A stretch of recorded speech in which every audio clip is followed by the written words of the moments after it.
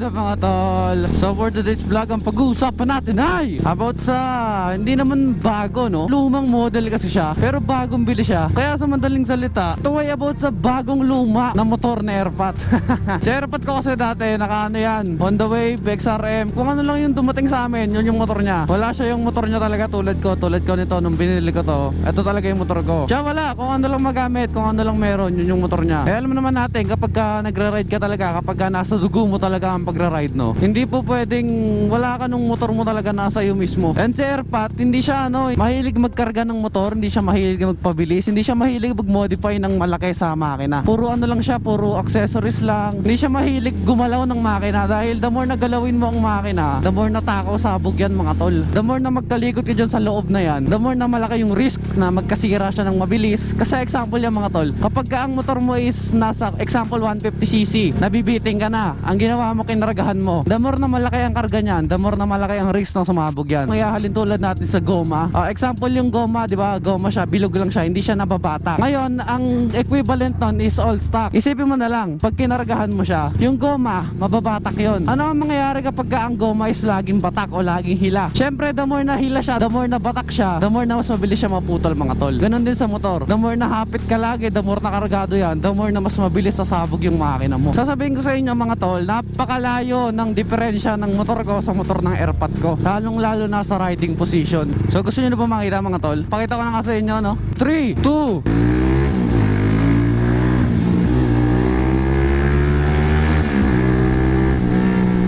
1, let's go!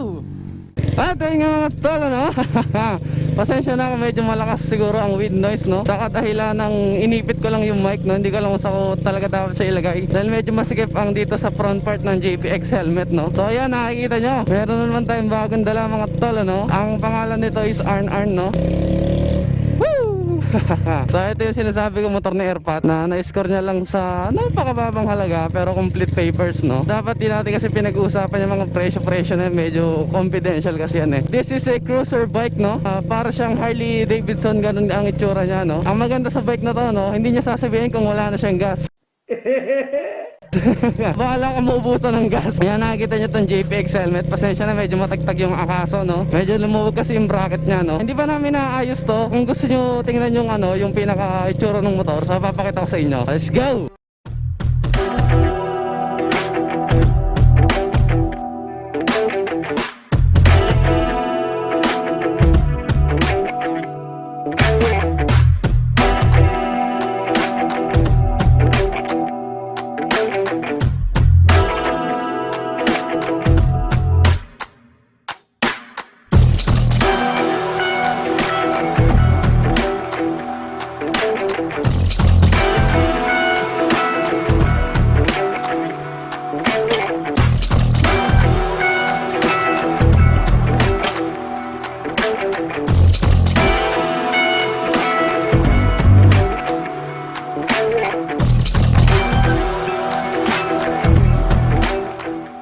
At ayun nga mga tol, nakikita nyo merong kalawang dito sa oil cooler, tapos meron din siyang tagas.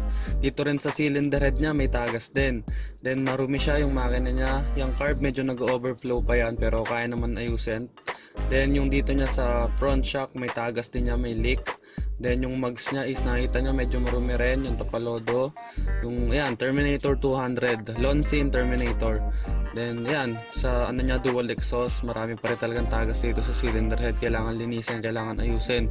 Palitan ng o-ring, ayun yung carb. Then ayan, makikita nyo yung tambutso niya mga tol, dalawa. So dual exhaust siya.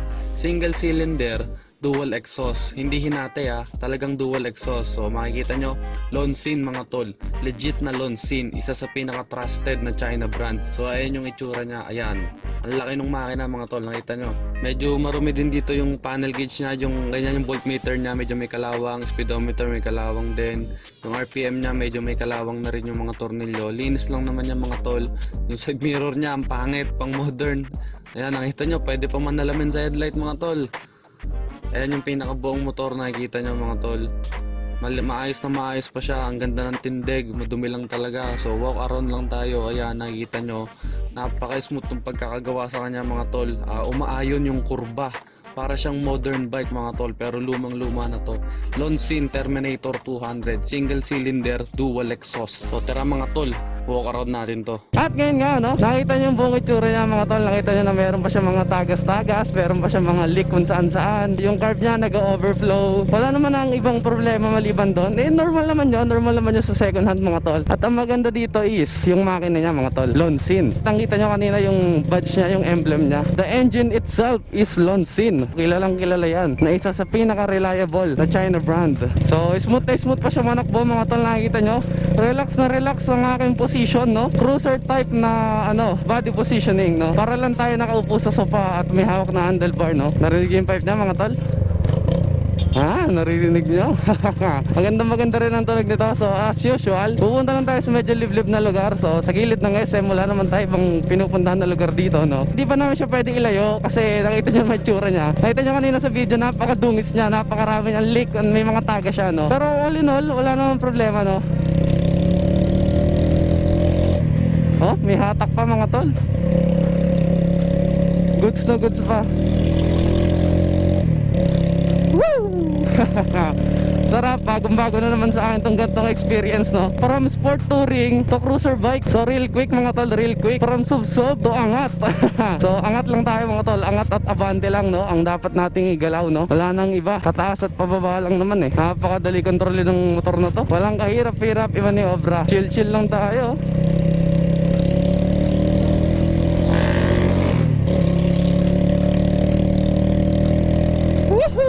Napakasarap. Sarap gamitin. Medyo ma-vibrate lang yung mga sa foot peg nya no. Kasi hindi pa naayos. Backfire. Tong nagawa nyo. Sinemplang. Nagawa ng mga yun. Bumangking. Diretso sa gutter. What the fuck? So yun, nakita nyo, ikot-ikot lang tayo dito no. Napakaganda ng panahon mga tol. Napakaganda. Nakakatuwa yung tunog ng tambutso niya kasi nung nakuha ni airpot to, yan na yung tambutso niya talaga. So yan, nakikita nyo, ito yung GPX helmet. So yan, suot-suot natin. Tapos ito yung motor natin no. Ito yung gamit natin ngayon. Hindi pala natin motor kasi motor na airpot to. So hindi sa akin to. Kasya ba?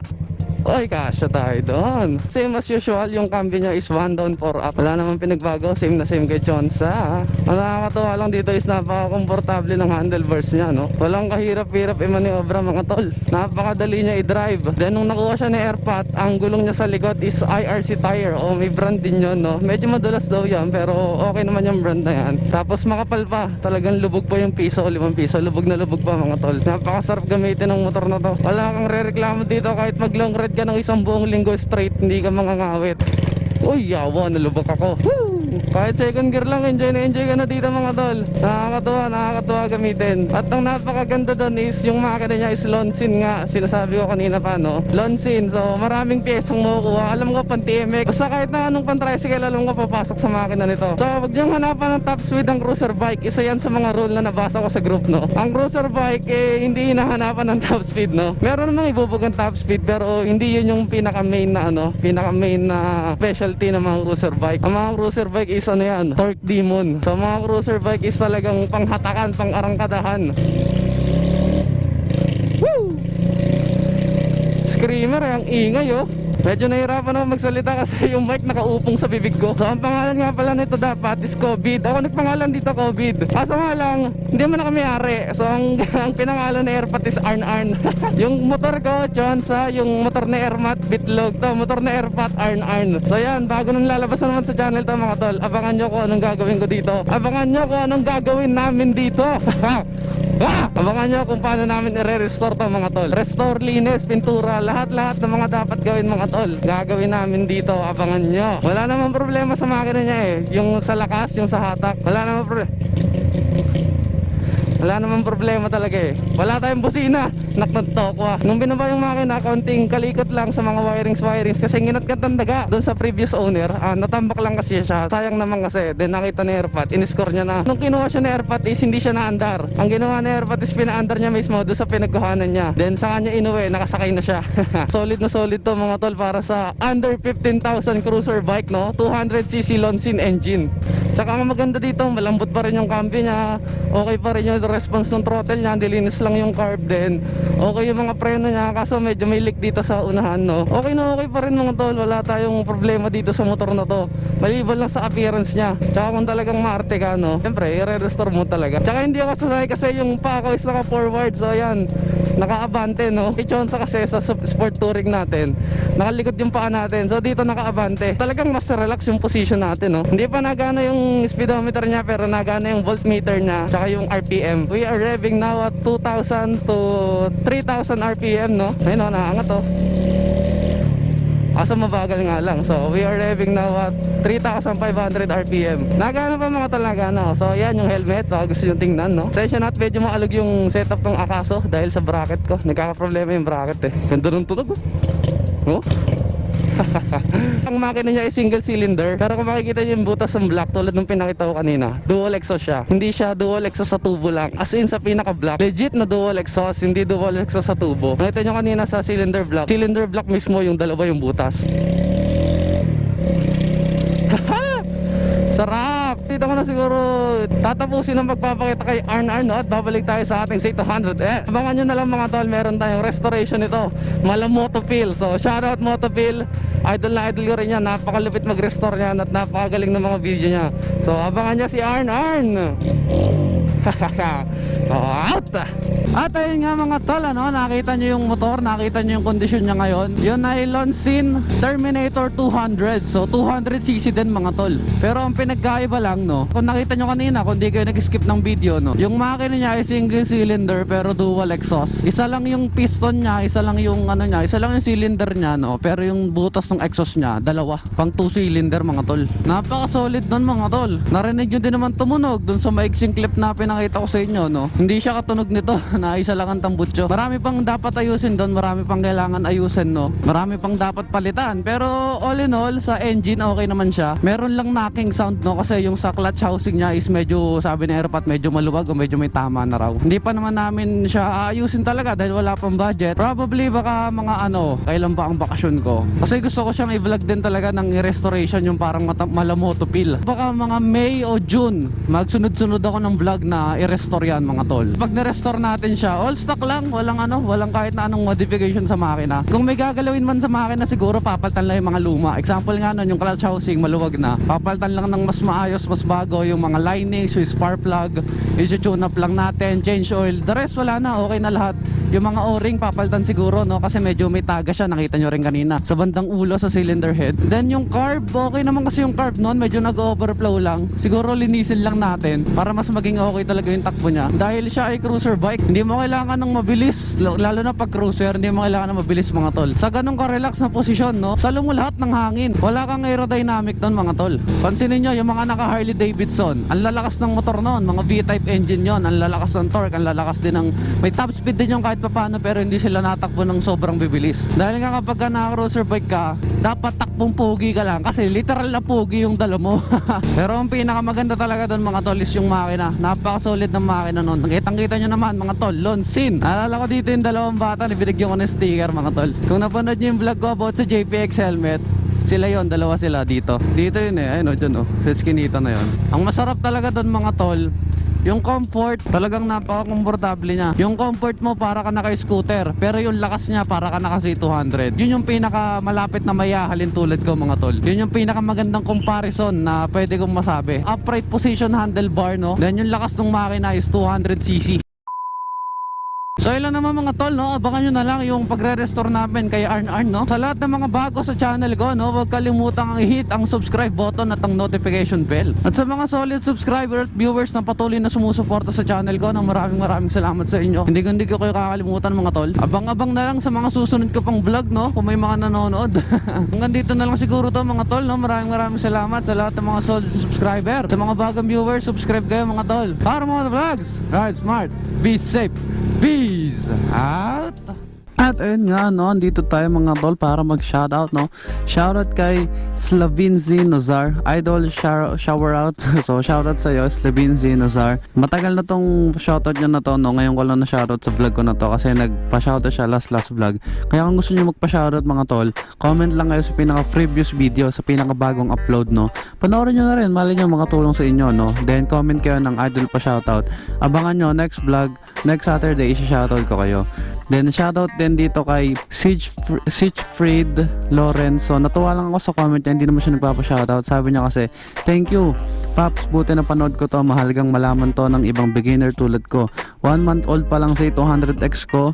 So far so good, ang sarap i-ride. God bless Paps, pagpatuloy mo lang. Abang-abang lang kami sa future vlogs mo. Ride safe, palagi keep hustling sir. So shoutout sa'yo Siegfried Lawrence. Natuwa lang ako sa comment niya, no, kasi nakakagana mag-vlog mga tol pag ganito yung nababasa niyo sa mga comment. So shoutout sa'yo sir Siegfried Lawrence.